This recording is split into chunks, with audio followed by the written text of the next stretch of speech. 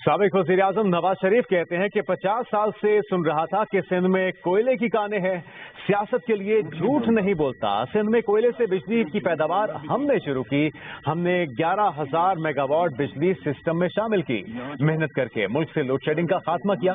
इसी तमाम गुफ्तगू पर रद्द-ए-अमल लेते हैं रहनुमा पीपल्स पार्टी और साबिक वज़ीर आला सिंध मुराद अली शाह साहब हमारे साथ मौजूद हैं। बहुत शुक्रिया शाह साहब। सबसे पहले तो ये बताइएगा कि इत्तेफाक करेंगे आप मियाँ साहब की इस बात से कि उन्होंने मेहनत करके बिजली की जो लोड शेडिंग थी उसका खात्मा किया है और सिंध में कोयले से बिजली की पैदावार में भी उन्होंने अपना किरदार अदा किया। आप लोगों ने 50 साल कुछ नहीं किया। देखिए, सबसे पहले तो मैं ये कहूँगा कि मुझे बहुत ही एतराज़ है साबिक वज़ीर आज़म मियाँ मोहम्मद नवाज शरीफ साहब का, लेकिन इस वक्त जो उन्होंने बात की और मेरी भी नज़र गुजरी है, मैंने भी सुनी है, जो उनकी मरी में बात कर रहे थे वो साथियों से गालिबन वो हकीकत से बनी नहीं है। सबसे पहले तो शुरुआत ही इसकी, सिंध का कोयला 1991 में डिस्कवर हुआ था, यानी उसको 30 और अब 32 साल हो गए।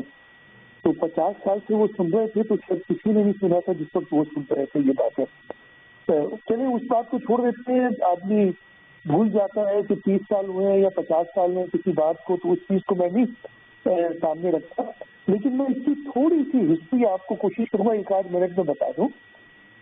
91 में ये कोयला दरियाफ्त हुआ, 93 में पाकिस्तान पीपल्स पार्टी की गवर्नमेंट आई और पाकिस्तान पीपल्स पार्टी की गवर्नमेंट में आके सबसे पहले सिंध कोल अथॉरिटी बनाई।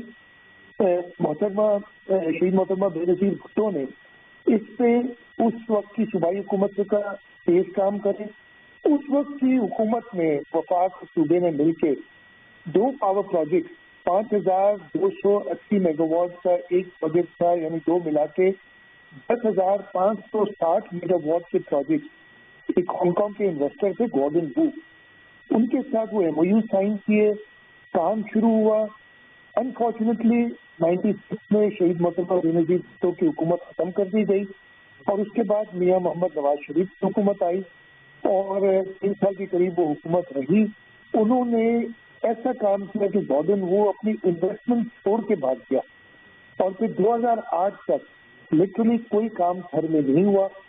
दोबारा जब आसिफ अली जरदारी साहब इस मुल्क के सदर बने, पाकिस्तान पीपल्स पार्टी की हुकूमत आए, उन्होंने प्रायोरिटी पे शहीद मोहतरमा बेनज़ीर भुट्टो का जो विजन था, जो ख्वाब था कि घर से, और इसकी बड़ी तकारीर मौजूद है, अगर आप थोड़ा सा रिसर्च करेंगे तो बड़ा अच्छा होगा। अगर आप वो तकारीर जो कहेंगे तो मैं आपको भेज दूंगा शहीद मोहतरमा बेनज़ीर भुट्टो की, जो वो कह रहे हैं कि घर से हम पूरा पाकिस्तान रोशन करेंगे। ये वो विजन था जो आसिफ अली जरदारी साहब ने शुरू किया। 2009 में हमने Sindh Anglo coal mining company बनाई, इसमें सिंध हुकूमत का अपना 40% शेयर था शुरू में। उसके बाद हमने उस शेयर को बढ़ा के 55% किया। उसकी भी वजह ये थी कि हमें वफाक से एक सॉवरेन गारंटी चाहिए घर के कोयले के लेंडर्स के लिए, और वफाक कह रही थी कि जब तक सिंध हुकूमत मेजॉरिटी शेयर होल्डर नहीं बनेगी तो हम वो गारंटी नहीं देंगे। राजा परवेज अशरफ साहब जब वो प्राइम मिनिस्टर थे, मीटिंग फाइनल उन्होंने की और वो sovereign guarantee in principle agreement की।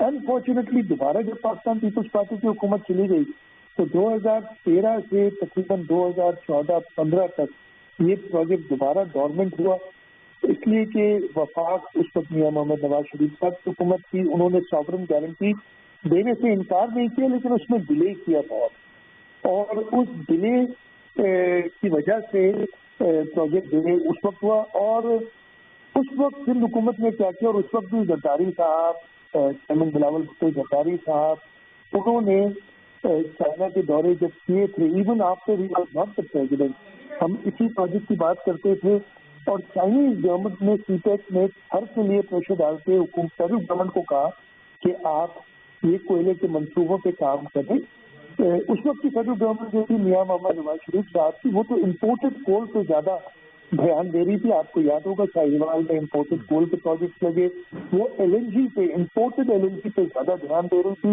और हमारी कोशिश ये कि हमारा इंडिजिनस यानी अपना जो फ्यूल है जिसकी वजह से हमें जल मुबादला की बचत होगी वो इस्तेमाल किया जाए है।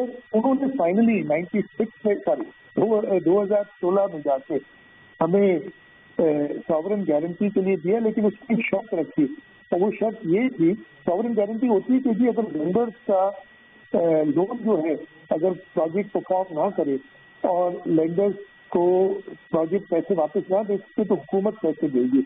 تو وفاقی حکومت نے خط لکھا کہ جی ہم ایک شرط پہ یہ ساورن گارنٹی دیں گے کہ حکومت سندھ یہ کمٹ کرے ہمارے ساتھ کہ اگر پروجیکٹ پرفارم نہیں کرتا ہے اور یہ ہمیں پیسے بھرنے پڑتے ہیں تو ہم آپ کے این ایف سی کے شیئر سے یہ پیسے کاٹ لیں گے، یعنی حکومت سندھ کے این ایف سی کے شیئر سے.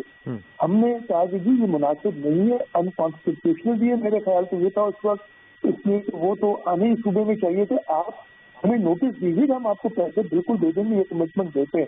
لیکن انہوں نے نہیں مانا اور ہم نے اس وقت حکومت سندھ میں ایک خط لکھ کے دیا کہ ہم آپ کو اجازت دیتے ہیں کہ آپ ہمارے این ایف سی کے شیئر میں سے پیسے کاٹیں.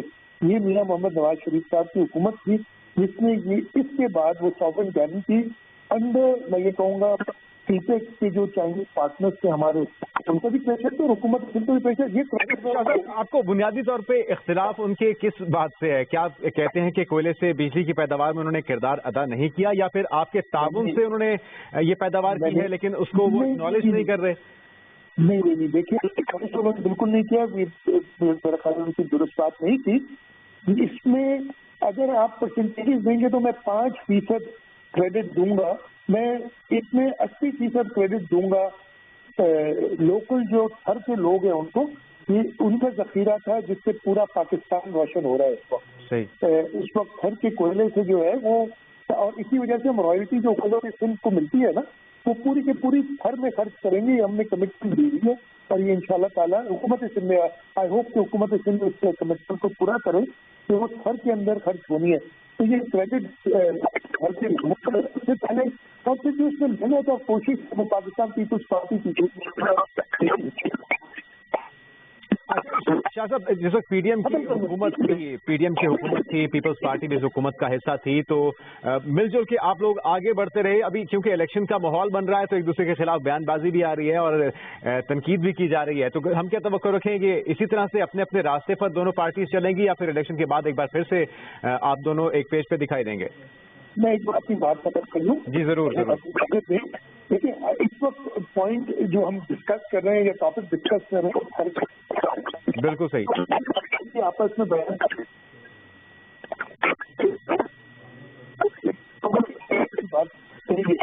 شاہ صاحب آپ سے ہم دوبارہ رابطہ کرنے کی کوشش کرتے ہیں. کچھ لائن میں ڈسٹارشن ہے اور یہ سابق وزیر اعظم نواز شریف کا سندھ میں ان کا کہنا تھا کہ کوئلے کی کانیں ہیں. 50 سال سے ہم یہ سن رہے تھے.